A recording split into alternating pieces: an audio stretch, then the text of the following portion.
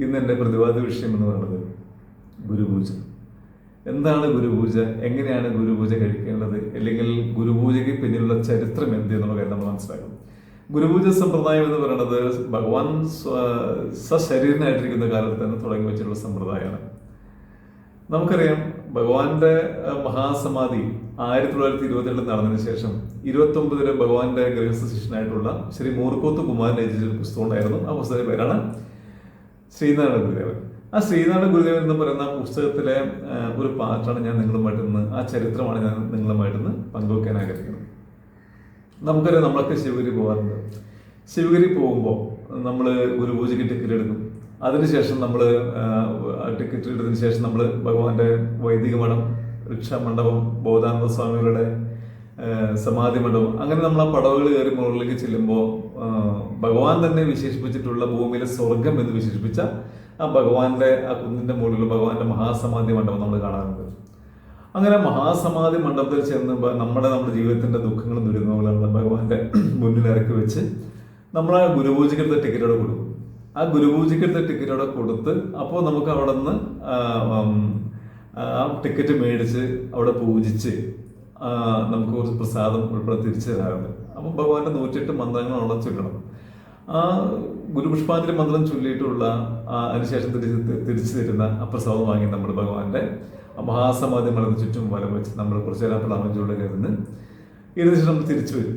തിരിച്ച് നമ്മൾ ഇവിടെ നേരെ അന്നദാന മണ്ഡപത്തിൽ വരും. അങ്ങനെ അന്നദാന മണ്ഡപത്തിൽ വന്ന് നമ്മൾ അന്നദാന മണ്ഡപത്തിൽ നിന്ന് ഭഗവാന് നിവേദിച്ചിട്ടുള്ള ആ പ്രസാദം അത് നമ്മൾ കഴിക്കാറുണ്ട്. അപ്പോഴാണ് ശരിക്കും പറഞ്ഞ ഗുരുപൂജ പൂർത്തിയാവുന്നത്. ലോകത്തിൽ തന്നെ നമുക്ക് എങ്ങും കാണാൻ പറ്റാത്തൊരു സംഭവമാണ് ഗുരുപൂജയ്ക്ക് ടിക്കറ്റ് എടുത്താൽ, ഒരു പൂജയ്ക്ക് ടിക്കറ്റ് എടുത്താൽ നമുക്ക് അവിടെ നിന്ന് അന്നദാനം കിട്ടുന്നൊരവസ്ഥ.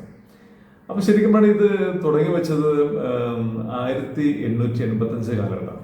ഒരുപക്ഷെ നമുക്കറിയാം, അരുവിപ്പുറം എന്ന് കേൾക്കുമ്പോൾ നമ്മുടെ മനസ്സിലേക്ക് ഓടി വരുന്നത് എങ്ങനെയാണ് 1888 തുടങ്ങിയല്ലേ. കാരണം 1888 മഹാശിവരാത്രി നാളിലെ ശിവപ്രതിഷ്ഠ തുടങ്ങിയിട്ടാണ് ഒരുപക്ഷെ നമ്മുടെയൊക്കെ മനസ്സുകളിൽ അരുവിപ്പുറത്തെ കുറിച്ച് നമ്മൾ മനസ്സിലാക്കിയിട്ടുണ്ട്. പക്ഷെ മരുത്വാമലയിലെ ഭഗവാന്റെ തപസ്സിന് ശേഷം ഭഗവാൻ 1885 തുടങ്ങി അരുവിപ്പുറത്തുണ്ട്, ചരിത്രം പറയുന്നതാണ്. അപ്പൊ 1885 ശങ്കരൻകാട് അല്ലെങ്കിൽ അരുവിപ്പുറം എന്ന് പറയുന്നത് വളരെ നിബിഡമായിട്ടുള്ള വനാണ്. അപ്പൊ ആ നിബിഡമായിട്ടുള്ള വനത്തില് ഹിംസ്ര ജന്തുക്കളോടുകൂടി സഹവസിക്കുന്ന യോഗീശ്വരനായിട്ടുള്ള ഋഷിവരൻ. അങ്ങനെ ഭഗവാന്റെ സിദ്ധിവിശേഷം പതുക്കെ അരുവിപ്പുറത്തും അല്ലെങ്കിൽ തിരുവനന്തപുരം അങ്ങനെ പ്രാന്ത പ്രദേശങ്ങളിലൊക്കെ അറിയപ്പെടാൻ തുടങ്ങി. അങ്ങനെ ഇരിക്കുന്ന കാലഘട്ടത്തിലാണ് തിരുവനന്തപുരത്തുള്ള കൊട്ടാരം മൂത്തപിള്ള എന്ന് പറയുന്ന ഒരു ജവലക്ഷണം മൂത്തപിള്ള, അദ്ദേഹത്തിന്റെ പേര് ജവലക്ഷണം എന്നാണ്, ജവലക്ഷണം മൂത്തപിള്ള.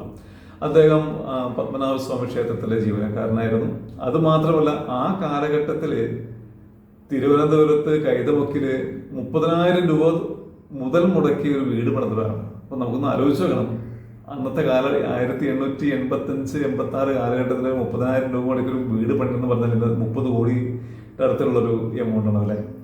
അപ്പൊ സാമ്പത്തികമായിട്ട് വളരെ മുന്നോക്കം നിൽക്കുന്ന ആള്, അല്ലെങ്കിൽ സാമൂഹികപരമായിട്ട് വളരെ മുന്നോക്കം നിൽക്കുന്ന ആള്, അല്ലെങ്കിൽ അദ്ദേഹം എന്തുകൊണ്ടും ആ സമയത്ത് അദ്ദേഹം വളരെയധികം ഈ ജവലക്ഷണ മൂത്തപിള്ള സമ്പത്ത് കൊണ്ടും പ്രശസ്തി കൊണ്ടും വളരെയധികം പ്രശസ്തനായിട്ട് നിൽക്കുന്ന കാലഘട്ടം. ആ കാലഘട്ടത്തിൽ ഇദ്ദേഹത്തിന് ഒരു രോഗം വരാണ്. തൊലിക്ക് പുറത്ത് ഇങ്ങനെ ഈ പറയുന്ന രീതിയിൽ തൊലിക്ക് പുറത്തും അല്ലെങ്കിൽ ശരീരത്തിനുള്ളിലൊക്കെ നമ്മുടെ തൊലിയൊക്കെ പഴുത്ത് പതുക്കെ ജീർണിച്ച് നമ്മുടെ ശരീരത്തിന് വിട്ടു പോകുന്നൊരവസ്ഥ. അപ്പൊ ഇങ്ങനെ രോഗം വന്നു കഴിഞ്ഞപ്പോൾ അന്നുണ്ടായിരുന്ന ചികിത്സാ വിധികളൊക്കെ പരീക്ഷിച്ചു നോക്കി. വൈദ്യം പരീക്ഷിച്ചു നോക്കി, നാട്ടുവൈദ്യം പരീക്ഷിച്ചു നോക്കി, അല്ലെങ്കിൽ ഇംഗ്ലീഷ് ചികിത്സകൾ നോക്കി. അപ്പൊ ഏത് ഹോസ്പിറ്റലിൽ കൊണ്ടായാലും നമുക്ക് അവിടെ നിന്ന് പതുക്കെ ഇദ്ദേഹത്തെ മടക്കാൻ തുടങ്ങി. കാരണം ഇതിനൊരു പ്രതിവിധി കണ്ടെത്താൻ സാധിക്കില്ല. പിന്നെ പതുക്കെ ഇദ്ദേഹം ഹോമങ്ങൾ ചെയ്യാൻ തുടങ്ങി, മന്ത്രങ്ങൾ ചെയ്യാൻ തുടങ്ങി, അല്ലെങ്കിൽ പല എന്തൊക്കെ ഉപാധികൾ സ്വീകരിക്കാൻ ഈ രോഗം ശമിപ്പിക്കാൻ വേണ്ടി. പക്ഷെ അതിലൊന്നും ഈ രോഗം ശാന്തമാണ്.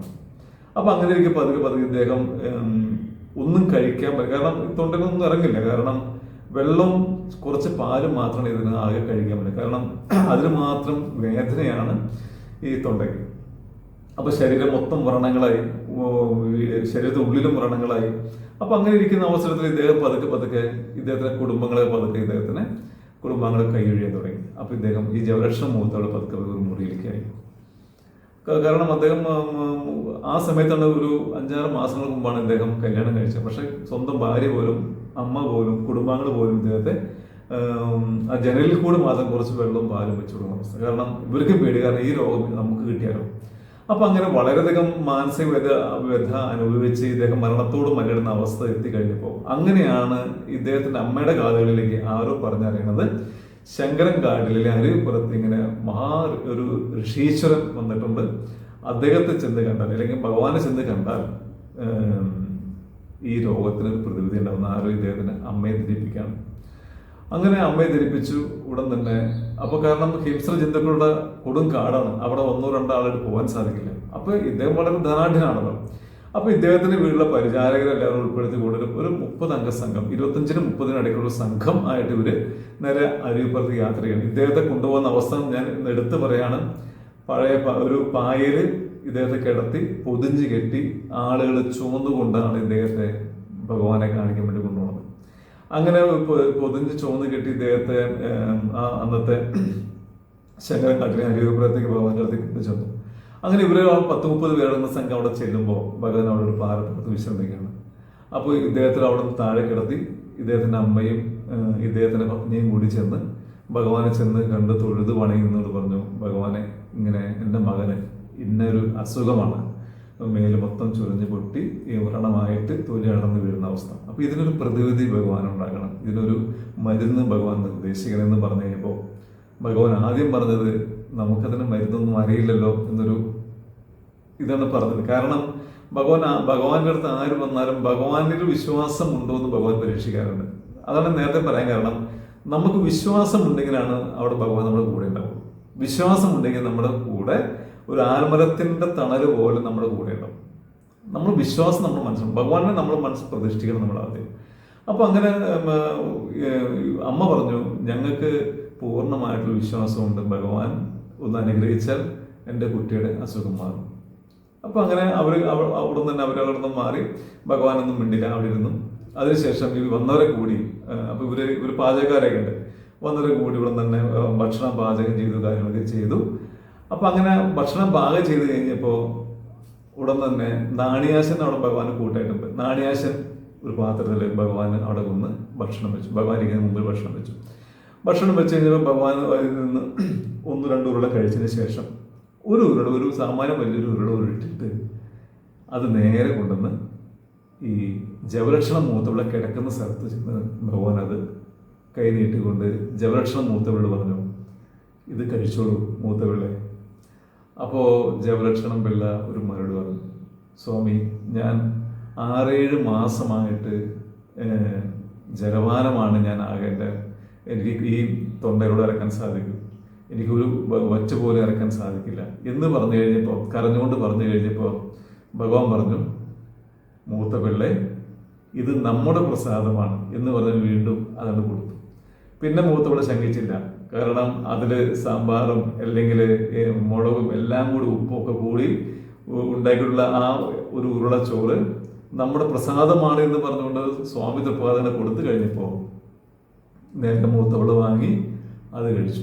ഈ മൂത്തപിള്ള ഇത് ഈ എഴുതിയ ഈ ചരിത്ര ഗ്രന്ഥം എഴുതിയ മൂർക്കോത്ത് കുമാർ നേരിട്ട് പറഞ്ഞ അനുഭവമാണത്. അന്ന് അതിനോട് കൂട്ടിച്ചേർത്ത് പറഞ്ഞു, മൂത്തപിള്ള പറഞ്ഞു, ഞാൻ ആ പ്രസാദം, ഭഗവാൻ തന്ന ആ പ്രസാദം, ഞാൻ ആ ഉരുള ചോറ് എൻ്റെ വായിലേക്ക് വെച്ച് കഴിഞ്ഞപ്പോൾ എൻ്റെ തൊണ്ട മൊത്തം മരവിച്ച പോലെ എനിക്ക് തോന്നിയത്. എൻ്റെ തൊണ്ട മൊത്തം മരവിച്ച പോലെ. കാരണം ശരിയല്ലേ, നമുക്ക് ഒരു പല്ലുവേദന വന്ന് നമ്മൾ ചെന്ന് കഴിഞ്ഞ് നമ്മുടെ പല്ലുവ നമുക്ക് തൊടാൻ സാധിക്കുമോ? അവിടെ എന്താ ആദ്യം ചെയ്യാൻ? അവിടെ മരവിക്കും അല്ലേ? അപ്പൊ അങ്ങനെ എന്ന് പറഞ്ഞ മാതിരി ഭഗവാൻ ഇത് കൊടുത്തു കഴിഞ്ഞപ്പോൾ, ഇത് കഴിക്കുന്ന സമയത്ത് ഈ ജവലക്ഷണം മൂത്തവരുടെ തൊണ്ടയും വായും മൊത്തം മരവിച്ചു. ഇദ്ദേഹത്തിന് ഒരു വേദന പോലും അറിയാൻ സാധിച്ചില്ല. വളരെ തൃപ്തിയോടുകൂടി അദ്ദേഹം ഭക്ഷണം കഴിച്ചു. എന്നിട്ട് ഒരു സ്വാമി തൃപ്പാദം കഴിഞ്ഞു, ഇനി ചെന്ന് ഭക്ഷണം കഴിച്ചോളൂ. അപ്പോൾ ഇത് വിവരിക്കുന്ന സമയത്ത് അതിനുശേഷം ഇദ്ദേഹം ചെന്ന് ഭക്ഷണം കഴിക്കുന്നുണ്ട്. ഇതിന് യാതൊരുവിധ അസുഖം ഉണ്ടായിരുന്നില്ല. വളരെ ഭംഗിയായിട്ട് തന്നെ ആ ഭക്ഷണം കഴിച്ചു. അന്ന് അവിടെ വിശ്രമിച്ചു.